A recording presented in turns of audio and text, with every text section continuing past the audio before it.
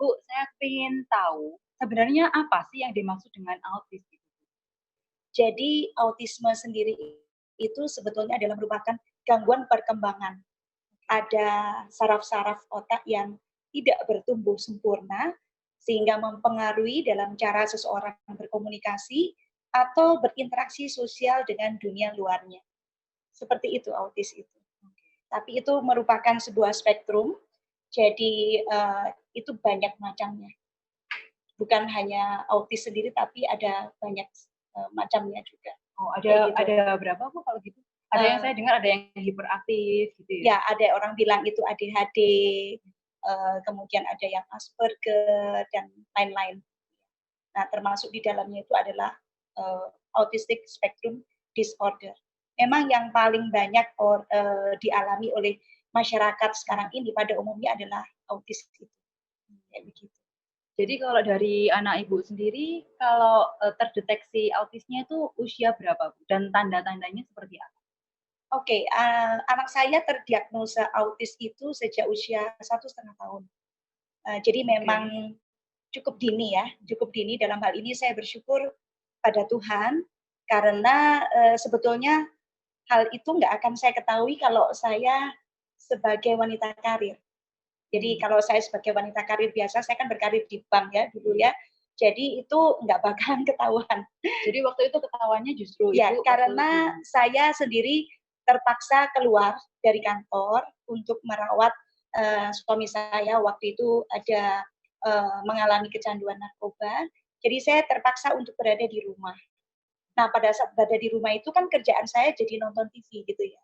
Nah, pada saat itu dikeluarkan di TV pembicaraannya atau topiknya adalah tentang autis tersebut. Dan disebutkan ada 5 gejala utama dalam hal autis, yaitu ada gangguan interaksi sosial, jadi dia kurang kontak matanya, tidak menoleh bila dipanggil, ya, kemudian juga tidak mau dipeluk, kemudian dia juga selalu cenderung menyendiri, nggak bermain dengan teman sebayanya, kayak gitu. Dan juga ada satu gangguannya itu bersifat komunikasi. Komunikasi ini dia terlambat bicara. Dia kalau bicara itu ada bahasa planet ya, jadi hanya bahasa yang dipahami oleh dia sendiri. Jadi kalau kadang-kadang itu dia untuk berkomunikasi itu dia menarik tangan saya. Untuk minta ini, minta apa itu dia tarik tangan saya. Kayak gitu. Kemudian juga dia ada kecenderungan untuk membeu. Jadi kayak dia ngomong itu hanya niru belakangnya. Iya, misalnya saya mau pergi ke pasar, pasar kayak gitu. Ya, jadi seperti itu gitu. Dan juga selain itu ada juga gangguan interaksi sosial, komunikasi, kemudian ada lagi gangguan perilaku. Nah, gangguan perilaku ini pada anak autis itu ada kecenderungan memiliki kemelekatan dengan benda-benda tertentu. Nah, untuk anak saya Sila, dia memiliki kemelekatan itu dengan kertas-kertas, sobekan-sobekan kertas, terus kantong-kantong kayak gitu. Jadi dia kalau mau tidur, anak autis tuh punya perilaku ritual. Nah, dia waktu itu tidurnya kan di tempat tidur atas gitu ya, atas bawah gitu ya, dia di bagian atas gitu. Nah, dia itu selalu naik tangga itu, dia selalu gini, cek baru naik, cek baru naik, cek baru naik kayak gitu. Jadi itu ada hal-hal yang aneh gitu ya. Jadi dia tidur itu selalu membawa kantong-kantong itu, kantong-kantong itu dari kecil. Nah, kemudian juga ada gangguan perilaku lainnya itu perilaku hiper. Tapi ada juga yang perilaku kurang. Kalau hiper itu kan berlebih ya. Nah, ini yang kekurangan itu defisiensi namanya. Nah, anak saya termasuk yang defisiensi. Jadi dia cenderung menyendiri, diam kayak gitu. Kemudian dia nggak bisa dengar sesuatu takut gitu ya kalau dengar benda atau suara tertentu seperti itu gitu. Nah, kemudian ada juga gangguan yang sifatnya itu adalah emosi. Nah, gangguan yang sifatnya emosi ini dia cenderung tidak bisa merasakan apa yang kita rasakan. Jadi dia kadang-kadang itu ketawa-ketawa sendiri, menangis sendiri, marah sendiri gitu, tanpa sebab. Kadang-kadang marah tanpa sebab. Kemudian beberapa kali itu ngamuknya itu tidak terkendali.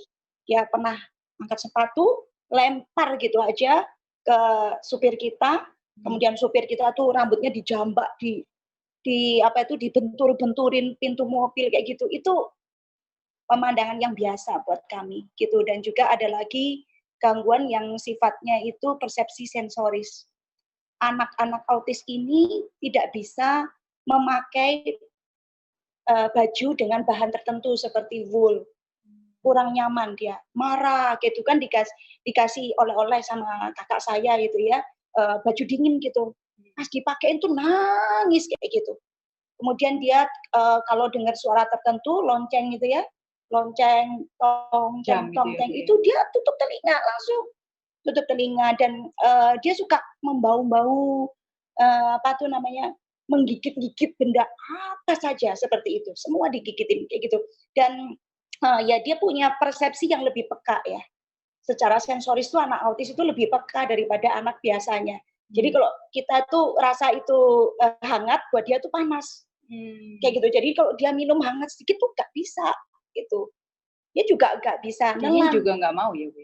Dingin Terlalu dingin, jadi dingin buat kita tuh dingin biasa, buat dia itu dingin terlalu dingin kayak gitu. Okay. Nah akibatnya saya nggak tahu ya, itu pada waktu dari kecil itu Sheila itu tidak bisa menelan sesuatu. Jadi dia cuma bisa minum susu dengan dot, tapi makanan apapun masuk, itu kita mesti tengadain kepala gini, kemudian masukin, dipencet hidungnya untuk supaya makanan itu bisa masuk. Itu sampai cukup besar. Kayak gitu. Jadi memang autis ini unik ya. Jadi pada saat Ibu mengetahui anaknya kena autis itu, Bu, terus apa yang dilakukan sama Bu Iin? Sikap atau tindakan apa yang langsung diambil saat itu?